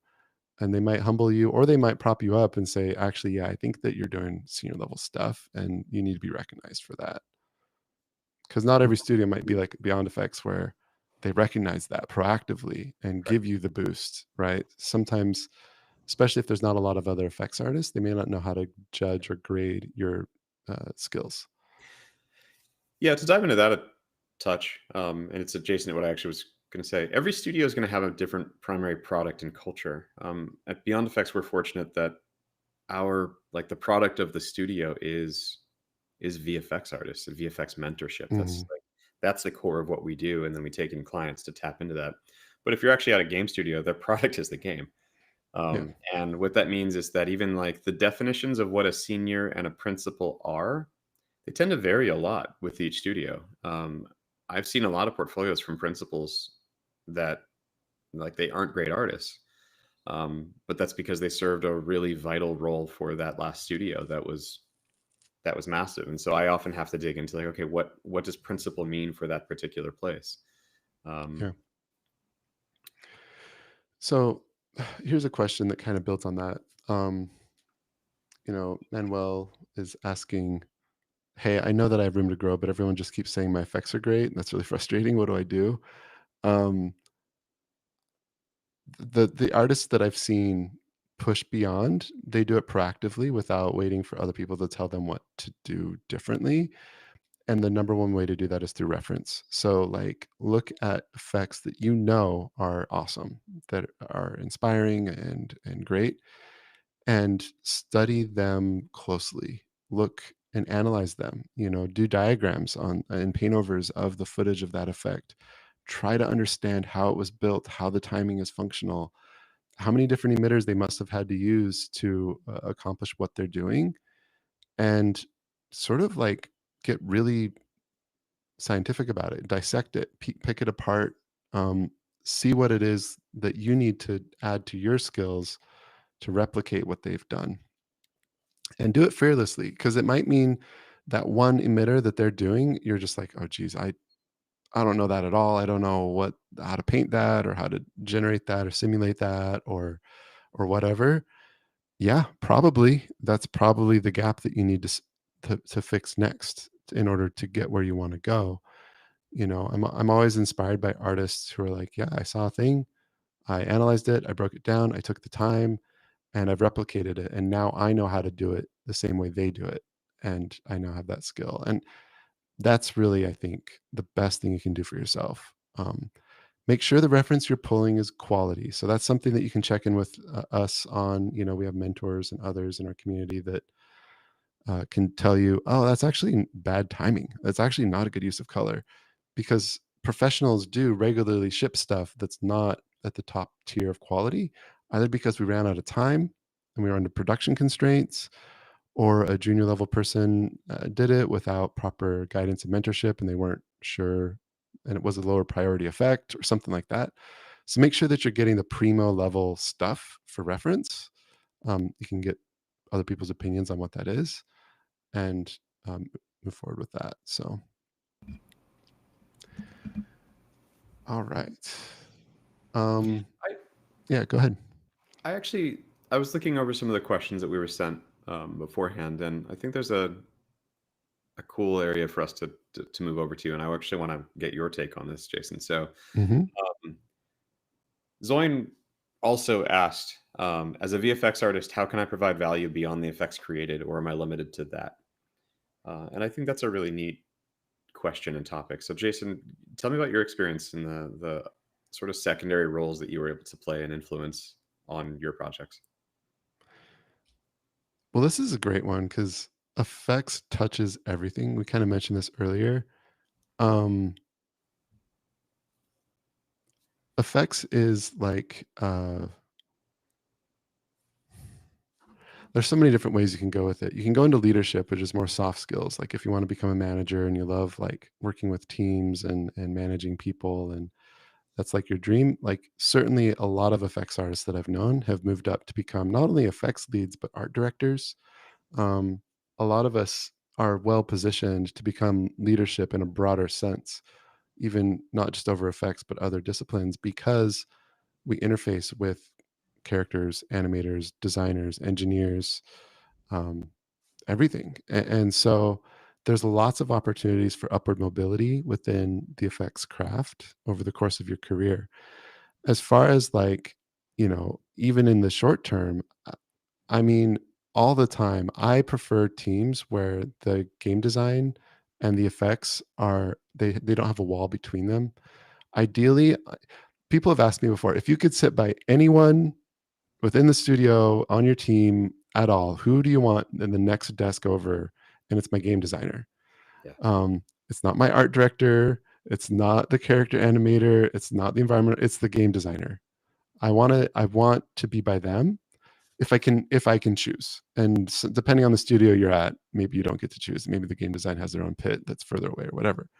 But the reason for that is because gameplay is everything, and effects, in my humble opinion, is the number one artistic craft to influence gameplay and to connect with gameplay. We visualize the feedback of the satisfaction and the clarity when it comes to the gameplay. And so that can be a two-way street. That doesn't just mean gameplay dictates the effect must be this because the gameplay is this. Sometimes an effects artist can say, maybe the gameplay could be this because the effects looks like this. And if you have that friendship, that open wall between you and the game designer, they'll be open to that and they'll be like, oh dang, that's a good idea. A prime example of this is like, wind up on something, right? So maybe they're like, yeah, let's like do a thing, and after like a second, it hits and then it does damage in this area, right? And then you come back and you're like, hey, if you can give me an extra second, I can wind it up longer, but have more damage on the impact. And it could feel something like this, like has a whole other beat in the wind up and has a bigger crashing thing. What do you think? And they'll see it and they'll be like, you know what? That's still balanced for our game. That still makes sense. And it actually heightens the thematic of what we're trying to do even more. I mean, we'll have to play test it and see how it feels, but yeah, let's put this into play test and check it out. And then maybe you come back at like 1.5 seconds instead of a full 2 seconds, right? They might compromise or whatever. but you can actually influence the gameplay parameters with your visuals. And that's just one simple example, but this can be a whole relationship, a fluid relationship back and forth of what is determining what artistically and for the player. So I think that's probably my biggest opportunity that I would say effects artists have, is to actually influence some amount of the gameplay in a variety of things that we're doing. How much the effects obscures the screen versus not. It's like that's very much a gameplay experience. It's like, do we want this to be opaque? Do we want it to be transparent? Is it a good thing for the player to not quite know exactly what's going on, or do we want it to be crystal clear what's going on? Um, Obviously, that's a big way that we can impact things too. So, uh, yeah, there's some options Yeah. of thoughts. There's a there's a cliche that I use frequently in my in our sales pitches at Beyond Effects, and it's dumb. It's a marketing cliche, but it's actually so true, and so I still use it. Which is that we're in the business, like as VFX artists, we're actually in the business of good relationships, and we happen to make good VFX along the way. Um, Hmm. your ability to make a good effect in a game is going to depend so much on your relationship with design, engineering, animators, Hmm. everyone else, like all of the other, and audio. We all like audio is always forgotten. I should include audio. Um, just dropped my phone. And so um, that relationship means that you guys have to be able to iterate as a team. And what I loved about what you were just saying is that like sitting next to those designers means that you guys are just naturally working together and iterating together as a team. Hmm. Um, there's a a teaching aid that I use and like a thought process that I use frequently when I'm teaching, which is if you're making an effect in a game, first you make it work, then you make it pretty, and then you make it fast. And the most important one is making it work, because what that means is like get it connected to the game. Use growing spheres for all I care, but get it connected to the game, because then all of the other departments are going to start working around that effect. What you said about that Hmm. iteration loop of you get an effect in and then design changes the design because that effect is there and it changes the way it feels. You want to drive that as early as possible. That way everyone can sort of make space for your effect and give you that place. Hmm. And then Yep. that last step of make it fat, like optimize. A lot of people forget that even after it's pretty, you still should take a pass at going in and just like challenging, hey, do I need 100 particles or can 18 still have the same look? Yeah. There's a Yeah. weird there's a weird not a weird there's a comment in our chat that I want to call out, and it's taking us all the way back to portfolios again. But I actually firmly disagree. And so I figure like this is a fair point or fair opportunity for us to call out Jason's point, which is that everyone has different preferences on portfolios. Benedict said, try to keep your portfolio between 60 and 90 seconds to not draw it out too much and only include your best effects. 2 to 3 good effects are much better than 10 effects with 8 mediocre effects. Um, I entirely disagree if that application is for a junior position. I want to see way more effects and way more variety, and I don't want to see 2 simple effects that are highly polished, because those 2 effects or 3 effects, they don't really tell me how long you spent on them. I have no idea if I can count on you to be a production aid at that point. If I'm hiring you as a junior, I'm not hiring you to make that brand new cinematic set piece explosion. I'm hiring you to come in and help me make the 40 or 300 variations of effects that I've already got. And what I need to see there is a spread. Um, so that's my personal preference. I'm saying that again with the huge caveat of everyone is a little bit different. But Sure. if you're trying to say that I am useful for your production, I actually think that showing more variety of lesser scale. Now, don't show bad work because I'm going to judge you on it. Yeah. And what I mean by bad is like things that have obvious problems. But if Hmm. instead of, I go back to a lot of colleges, and one of the very frequent conversations that I have is a student who's trying to show me their like massive, epic set piece cinematic moment of a train crashing into like a gas tanker, and they'll Hmm. spend like 2 months setting up the animation, and then 2 months setting up the framing and audio, and then they like take a week to make the effect. And it's like, are you trying to be an effects artist or not? Um, Yeah. I would rather see 10 simple effects that are well done than 2 or 3 epic masterpieces out of Yeah. a junior. I think I think that's true. And do you do you feel like And they should Benedict, I show the big hope I flashy didn't call you things out too hard here. I early just, on? No, yeah. Do you think they should show the flashy things early on in the reel at least, and then maybe the rest of the reel is the smaller stuff? yeah. Yeah, sure. Mhm, I think the world of Reels is also changing. Like, I'm happy to review an ArtStation portfolio. I know that also very much depends on the studio you're applying to, but I would rather you give me a portfolio of video clicks that I can, or videos that I can click around through and scrub through. mhm. But if you're building a reel, then yeah, put the best things you have first. Absolutely. And do trim the stuff that like obviously has things wrong with it. Yeah. I think that's fair. You can do something very high quality but low scope. So, like, very simple effect, but it's got great timing, a nice little blip to it. Feels great. Yeah. Could work in a game, but it's not a showstopper. I think those are valuable to include. Right. I Okay. think for a lot of students, we like to first set the goal, okay, try to get to a minute. Having Yes. a full minute of content is a lot of work. We know that effects come and go pretty quickly in just a couple of seconds. Um, How let's dive into that a tiny bit. yeah. How long? Okay, so you're working somewhere full time at a studio. Uh-huh. How long do you budget for effects, and for what scale of effects? I mean, there's this meme that we have on the VFX Apprentice Discord. It depends. It's literally its own multi-emoji meme. So it does depend, but generally speaking, if it's something that's going to be a high impact moment that maybe happens more rarely, but also like really modifies the gameplay in a significant way. I mean, if you're making that thing from scratch, it could be as much as 2 weeks, to do the whole sequence of particle systems to do something. And this would be somebody at a mid to senior level that Mhm, really can move through it pretty quickly. mhm, Probably spend a good 2 weeks on it. Um, if it's something minor, like just a little hit effect that's about the size of a rib cage, nothing really beyond that, like half a day, it's pretty quick. Just like maybe a couple hours of like assembly and checking it, making sure it's hooked up right, and repurposing some other assets probably, and just like getting them proper. Maybe making one custom texture and reusing some other textures. You can do something like that pretty quick. And then there's everything in between. So maybe you're on a tighter deadline and it's like, oh, you need to get this really high scale thing done. You've got 2 days for it to make it really shine. Then you're probably going to not be able to do it from scratch. You're not going to be able to do a lot of custom textures, custom meshes, that kind of thing. You'll have to like be scrappy with it and kit bash the crap out of it. We mentioned kit bashing earlier.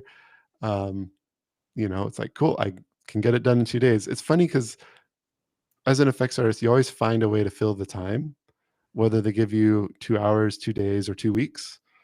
Um, it's a make it work moment. And you're like, okay, like I will scope my efforts appropriately to get that done.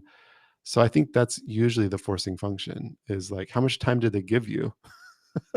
And then you fill the time appropriately. yeah, and actually, I'm going to take a beat. Benedict, I'm sorry. I feel like I really called you out, and I didn't mean to. Um, You're good. I love that He there can was. take it. We love That's Bennett. He's our okay, great. community manager. He's moderated all kinds of stuff. He knows what's up.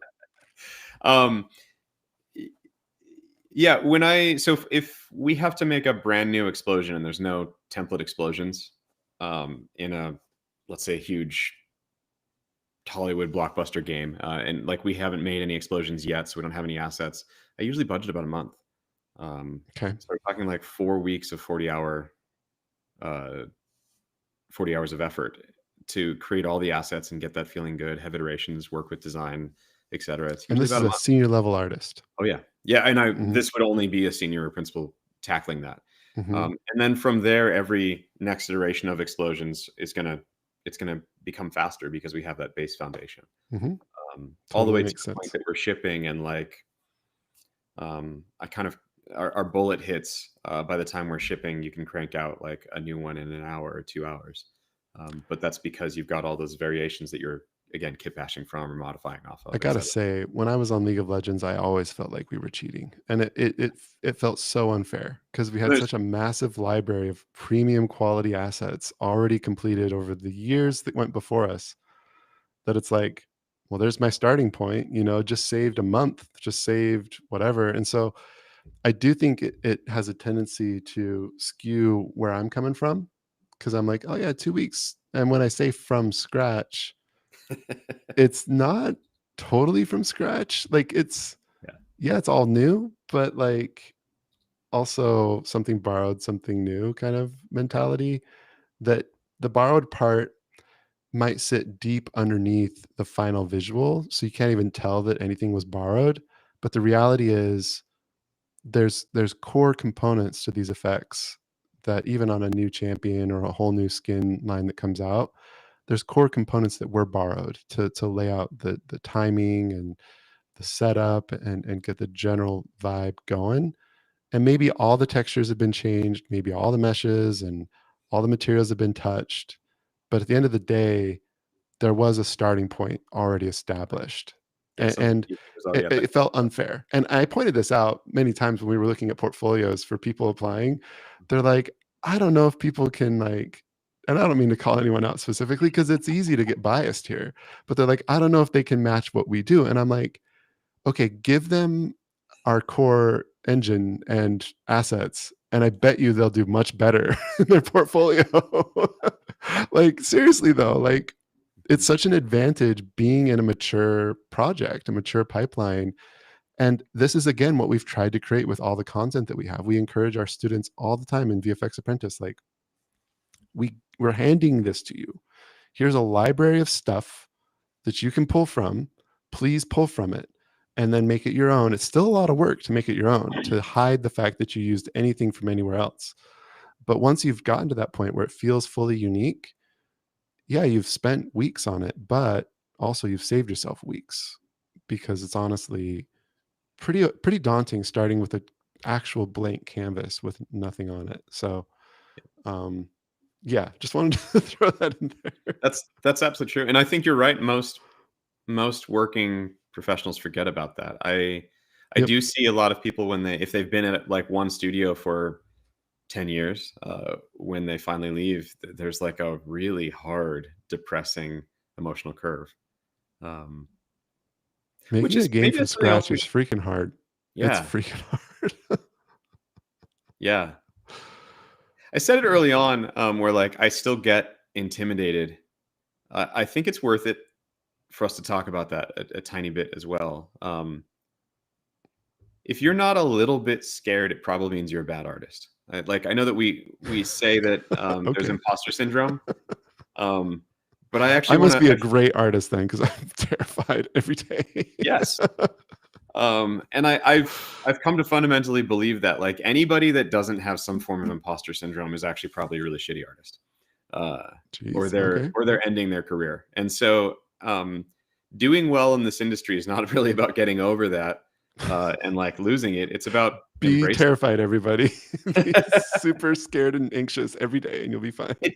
It kind of becomes part of the fun. Like Jason, I think you're a little bit addicted to that because it's fresh and it's exciting, right? And there's the bad Oh days where you're yeah. just like, God, I wish I could be complacent. Like, why can't I just be a I don't know, an accountant where I just have to like enter numbers all day? But my God, it would be boring after a couple hours.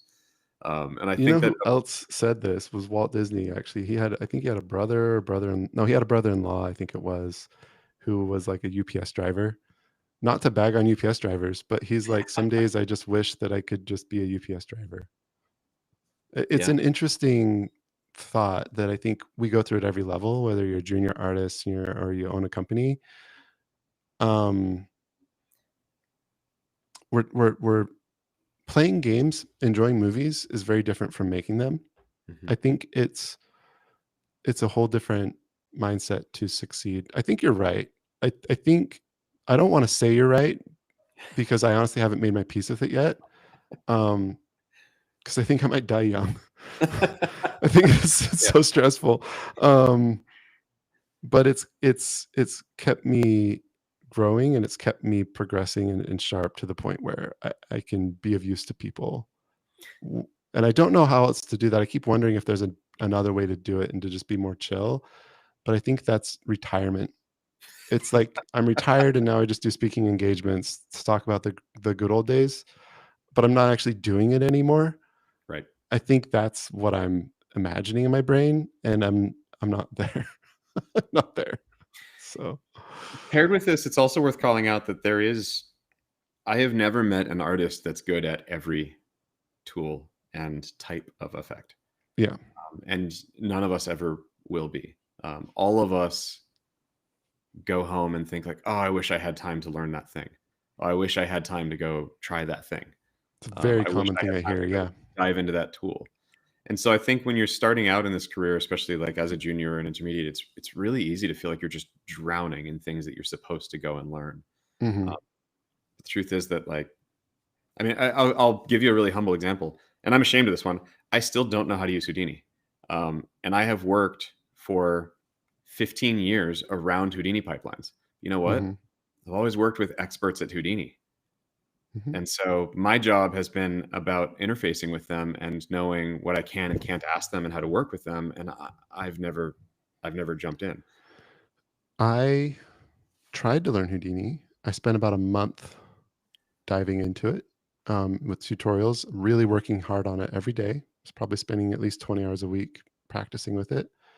This was back in 2011. Beat my head against it pretty thoroughly, and the simulation times at that time were Right. atrocious on my personal computer. Um, I learned enough to just not be afraid of it, I would say. So, like similar to you, like I could work in a pipeline that used Houdini tools, but I wouldn't be able to build the node networks myself. Right. Um, but if you put me into a pipeline, it's like here's your sliders, here's someone else built the node network. Now you're using tools that export from here and use it. Yeah, I could find my way through that. But getting into the guts of Houdini, I think is a deeper field of study on its own. I've always said it's similar to learning 2D effects. It's a whole craft unto itself that results in an output of a flip book that can be implemented in Niagara or, you know, shader graph or FX VFX graph in Unity. But or you could just use other people's flip books. Either one is valid. I think it's always there for you to learn if you want, but it does take months, probably a couple of years to get fully versed in either one, in fully generating Houdini flipbooks from scratch or fully generating frame by frame hand drawn flipbooks from scratch. And you can become moderately uh, novice at either one, I think, in a relatively shorter period of time. But if you want to be like deep into it, yeah, it's a whole and people do it. And I admire it. I don't think you can't do it, right? It just depends on your priorities and what you're interested in and what you're working on. I know a few people that can do both extreme ends of the spectrum, and they're great, and they're able to get jobs anywhere they want. They've removed the stigma that like you can only go one way or the other, technical or artistic, and it's like they just enjoy being versatile, and I think that's great too. I've learned to not measure myself against that because I'm on a different path, right? And we have mentors. I have mentors that I work with that can teach those parts that I'm not familiar with, and that's okay. I don't have to be a master at everything. Um, and I try to be an example in that because I don't want people's mental health to be so based on like comparing to others. I think that's really not healthy, and that's not who we are as a community of effects artists. We're a very diverse bunch, and we don't have to all be the same as each other. In my view. Yeah. I think to flip the emotional tone on this, actually, the other side of that is that it's really exciting. There is always so many cool Hmm. things to learn and to play with. And given that like every time I make an effect, I get to do it in a new way. Every day is a little bit different. And I think that's a big part of the drive that sort of keeps me here. Yeah. Some people are resonating with that on the chat. That's good to hear. It's good to hear validation. People are like, "Yep, it takes a while," and "Yep, it's okay to get the skills you need." Um, this can be muddied again by certain job descriptions. You might have a studio that will say can paint their own concept artwork and also has 10 years of experience in Houdini. Like, okay. Great. So those are two totally different fields of study, two totally different skill sets. I hear a lot, do I need to be able to draw to be an effects artist? The answer is no. Um, there are places that, yes, drawing is definitely going to serve you extremely well. I think drawing at a basic level is important, regardless of the style you work in.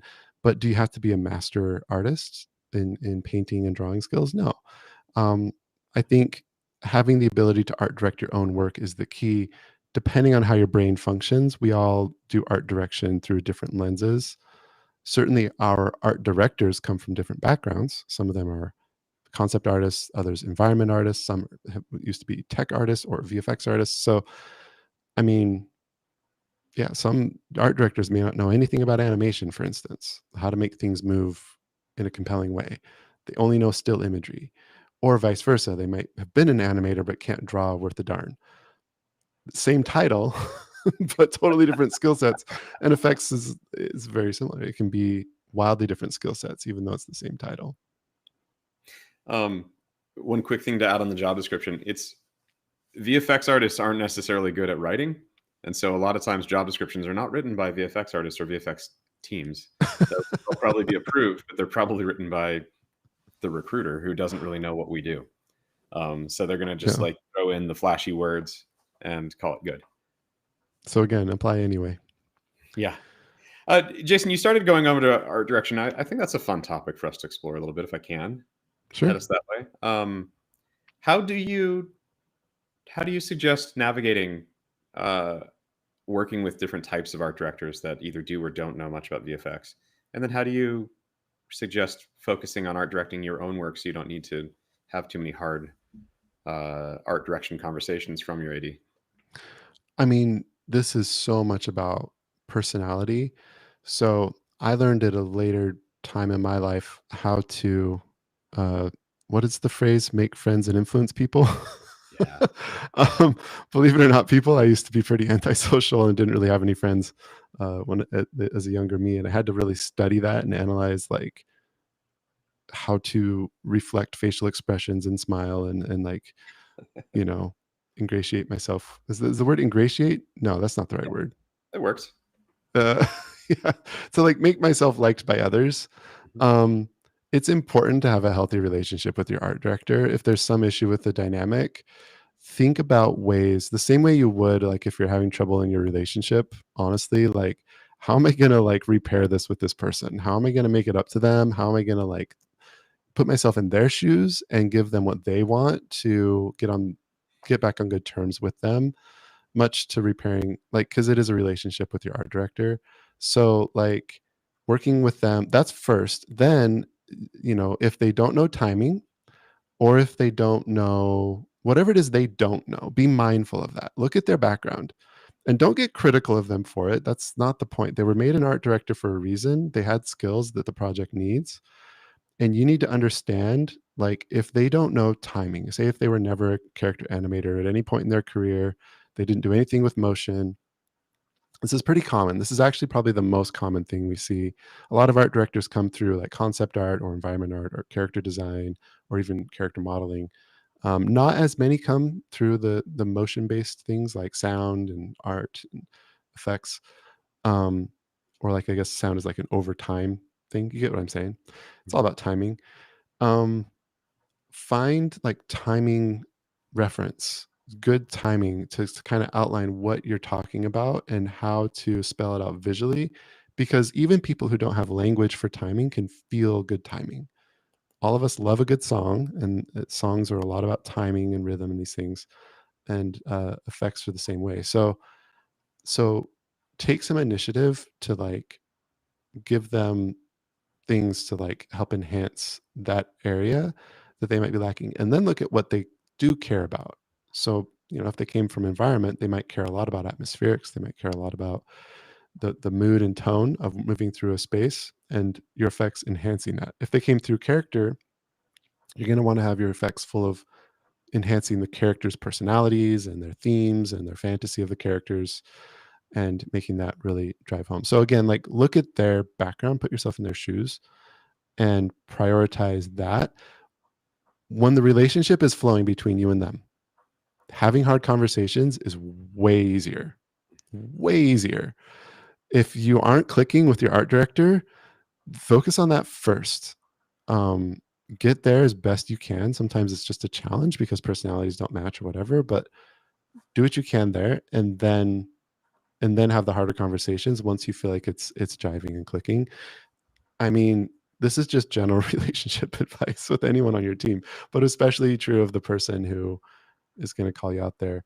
Also, like, say you have a better example with your game design lead, design director, or whatever their title is. Sometimes the relationship between the art director and the design lead might be really great, or it might be they might not be on the same page and you might be stuck in between. This is very common for effects. You're not alone if this is happening to you. Um, again, proactively think of ways that you can be a bridge. It's not a part of your job description, but it's going to make your life a lot easier. Like, what is it that one is saying? What is mom saying that dad disagrees with? And how can you get them to see it through your work? That, like, maybe you need to call a meeting, maybe you need to, like, do a test run on something to showcase this is the feedback from here and this is the feedback from here, here's where they're misaligned, and we can now see it implemented and how that's happening. um, Proactively think of ways to build those bridges, because you if you don't, you'll be at the pinch point.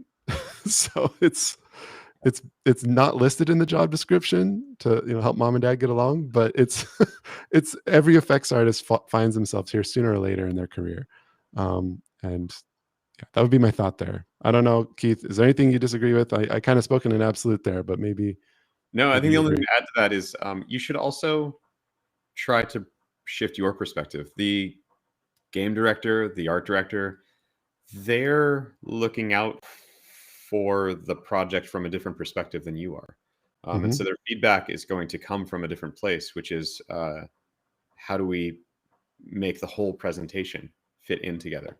You are going to be naturally focused on your own craft and your work. Sometimes you're going to want to try to like overemphasize your work, or sometimes you're going to be lost in the technical details. The art Hmm. director doesn't care about the technical details. They're just saying like, hey, it'll feel better if we do this, or tone this part down, or whatever it is. And so just remember that you're on the same team and you're both reaching for the same things, but they're coming from a different perspective than you are. And oftentimes their perspective might be better because they're not lost in the weeds like we Yeah. often. Yeah, 100%. I love it. Hope you all had enough effects, because it's gone now. you can you can go. Beyond Effects has a Goodbye, YouTube bonfire. channel. You guys have your demo reel over there, We do, yeah. and we have ours. So you can go see more effects if you want.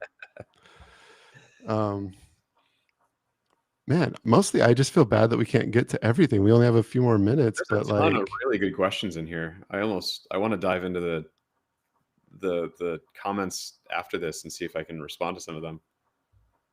we can do rapid fire maybe. So, Sure. I mean, again, there's more questions about junior. I hope we touched on the junior stuff enough. That was kind of a big focus of this call. I Yeah. knew it would be. I kind of want to dive into some other topics as well, though, if we can. Yeah. Um, Trying to see, is it easier to get a job in mobile games versus PC or console? It's interesting. There's like a numbers game of, like, how many studios are there doing, like, indie dev or mobile dev, versus, like, bigger PC, console, or AAA stuff. And most mobile teams have fewer VFX artists. Yep, Most large AAA games have, 10, 20, 60, 100 VFX artists working on them. Um, yep.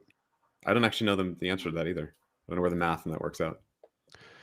Yeah, I I mean, generally, is this an oversimplification to say generally, Unity is the way to go for smaller houses and Unreal is the way to go for larger houses? It was definitely true up until about 2 years ago. I don't know where the current landscape is Yeah. there. Okay. So historically, that's been the rough guideline, but there's also going to be exceptions, of course. If you like lightweight teams that are smaller and agile and not a part of a larger organization necessarily, the historically Unity has kind of been the vibe you go with there. Unreal is typically used by larger teams. It's not always the case, but and I might get some flack for saying that, but A good rule of it's thumb. Yeah. yeah, good rule of thumb. Um, there's a question here from RKTD. Does geographical location affect the hiring process? Are studios willing to hire juniors from other countries? I would say we're seeing all kinds of things now, especially post COVID. Um, relocation within your region is like still happening. So like if you're in Europe or near Europe, relocating within Europe is something that I see happening with studios. I see other studios willing to just work with you remotely outright. Beyond Effects has remote people around the world. Um, I would say try to be open. This is I know it's tough because there's a lot of new expectations about why should I have to move? Remote work is the way of the future. Um, the right opportunity might come along and it might just be in a different country. It might be in a different part of your country or your region. And if if you're not willing to move for it, so like for instance, I've been chatting with the people at Guerrilla Games. They have an opening you can go check out. It's for a senior stylized effects artist for an upcoming project at Guerrilla. Shout out to Guerrilla. I love those people. They're amazing. They need somebody to relocate to Amsterdam. And I've been talking with a lot of people about this opportunity.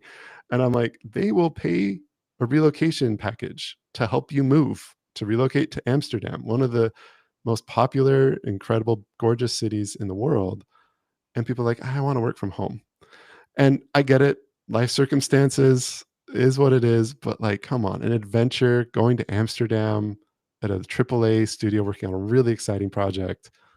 I feel like we've lost the sense of like openness and excitement post COVID of like venturing out into the world, taking a risk, investing in your future. I mean, this is like my soapbox. I'm like, damn, if I was young and like, just starting out, I would love to relocate to Amsterdam. That sounds amazing. I'm much more established now, but there was a point in time where I was just getting out of school and like, trying to think, and I know it's for a senior level position, which is kind of a catch 22. But like, keep your minds open to these things. Like, it could be something really special for you and, worth considering at There's least. there's also something really lost with remote work. And yes, it's possible. But it's so much better to learn when you're sitting next to the person. I think right now, if I'm remote, I am remote. So I'm remote from my team. I have no idea how my artists are doing unless I specifically call and ask. I don't Hmm. accidentally walk by their desk and see some amazing thing that they're doing or see something that they're maybe doing wrong that I have insights into. Um, the absolute best way to learn as a team is to be physically next to each other because of all those like happy accidents and all of the relationship building that happens over the non-work related conversations. Right now, most of my conversations that I have with my team are about I have to call them, and so we have like a topic and an agenda, and we don't get to shoot the shit. Um, when you're just getting started, the absolute best thing you can do for yourself is sit next to an artist that you're inspired by. I agree Um, with that wholeheartedly. and so there's something massively lost if you try to start your career completely remote. And a lot of people do it. Yes. And they make it work. Um, it works for them. I'm not saying it can't work that way. I am saying like being open, it opens more opportunities. That's all. Yeah. Um, And I guess yeah. this most of this was about hiring probability and everything else too. So we should hit on that. A lot of studios are, especially for associates, it's way more risk for me to hire a remote associate because of those unknowns, because of the inability that I have to check in and make sure they're doing okay. And so if I have the opportunity to hire a in-person associate, I would prefer it. And I think that that's sort of universally true. So there are going to be a lot of opportunities for it and a lot of studios that will take that leap, but I think all of them would prefer for you to be in house. Hmm. Yeah. Good stuff. Good stuff. Um, this has been a really honest conversation. I hope everyone's enjoyed it so far. It is tough to Honestly, tell. Like I think I am missing seeing people's faces to know if we're connecting or not. I love talking to you, Jason. So I'm enjoying myself. We talk all the time. We vent, we gripe, we Sometimes cry. struggle, Yeah. and then we also celebrate and Yeah. we enjoy each other's company too. And I think, if you're struggling with the darker side of it, I understand some of what we've talked about may be a little bit darker, like things like imposter syndrome, and even in our position, we still feel some of this like anxiety and struggle. Um, at the end of the day, I weigh it out and I feel like it's worth it. I feel like for me, I chose this career kind of knowing up front, even in the early days, I knew up front that I was under no delusions that it would be perfectly fine all the time. But for me, the satisfaction and the highs of being in a creative career and working with people that I thoroughly admire and enjoy the company and the connection and seeing the creativity that we can put out and being proud of that. Like for me, that's it. Like, I mean, there's many other jobs that I'm sure I could do, but I don't think I would find them as enjoyable as this, as fulfilling as this. Absolutely. And sometimes we gripe and we complain because we are passionate and because we love it so much. It's like there seems to be a correlation there. Like the more you love something, the more you complain about it. Especially as you get old and crusty like us. Um, Jason, years ago, you gave me a quote that I've really held on to, and I've applied it to so many portions of my life. But you and I think it was during one of those gripe sessions. You told me that we love what we invest in, mm, uh, and what that's come to mean for me is that like sometimes that investment hurts, and then mhm, sometimes that investment pays dividends. And both of those sides, both those extremes, are because we love it. And they both have to go together. One doesn't come before the other, but they feed equally off each other. And to me, a lot of yeah. the fear and anxiety is also paired with the like on the other side of it when you make something that you're proud of. Oh, it feels so good, and that's something that not a lot of people get to revel in. And I think the best films, TV shows, and games do this. They hurt you. You're watching it and it hurts to watch it. It makes you cry, it makes you feel pain, but yeah, then the triumph and the overcoming or the partial overcoming, it's maybe not complete, you know, uh, it feels so much sweeter, and people come away from, I loved that." It's like, "Well, you loved feeling horrible?" It's like, "Yeah, I did." yeah, It took me on a journey of going into the valley, into the darkness, and it came out, so much better in the end, and I think that's like, good art has contrast, it has darks and lights. And I think a life well lived has contrast with darks and lights. And a good career, uh, similarly, will have darks and lights. Um, I prefer it. Maybe it's a personality thing. Maybe there's people who don't agree and they're like, why would you? No, just gray is great. Just do gray. You're crazy. You like dark? That's terrible. And I'm not going to bag on that because like I think that's fine. I don't understand it intuitively. That's not my personality. Um, and if it's your personality, that's great. Like go for that. I do think it might be a little bit at odds with this specific career choice of effects. Um, Maybe not, but from people I talk with, it seems to be a big up and down kind of career that has those points. So you're not alone. If you're experiencing a dark point, a lot of us have been there or are there now, and there's community. You can go connect with us on any number of these platforms that we have now, and and connect and bond. And I think we're going to do this again. I think we're going to live stream again. Yeah, yeah. This has been fun. I, someday down the line. I think I'm recognizing right now that Jason, we've both spent large portions of our career about building community around us while we've been navigating that, and maybe that's a part of our survival technique through it, and a part of what brings us more of the joy and less of the dark. Um, Hmm. so, thank you for having me on this. Absolutely. I mean, thank you for being here. And thank you to everyone who's tuned in. Y'all are amazing. Please feel free to reach out. Like if you want to follow up some more. We're on Discord. You can go to vfxapprentice.com, get free access to the Discord server. There's a jobs board now over at vfxapprentice.com. So you can just click the jobs link at the top. You can create a profile over there, make yourself more visible for studios. If you are at a studio looking for an effects artist, you can take out a listing over there. We'd appreciate that. And of course, classes are always open. The Houdini Embergen course is open. Is there anything you want to plug shamelessly before we go, Keith? I suppose just the realtimevfx.com community, the realtime VFX hashtag on Twitter or X, and of course, Beyond Effects. If you guys are looking for, if you're at a studio and looking for help, consider reaching out to Beyond Effects, and we'll at least help you line up and land the right talent, even if it's not us directly. Or if you're interested in applying for a job, check us out. Cool. Action items Do away. All right, everyone. That's the action item. Do this again. Thank you for being here. Thank you for everyone who watched. We send our love. You're amazing, and have a beautiful time. Bye, everybody. All right, bye.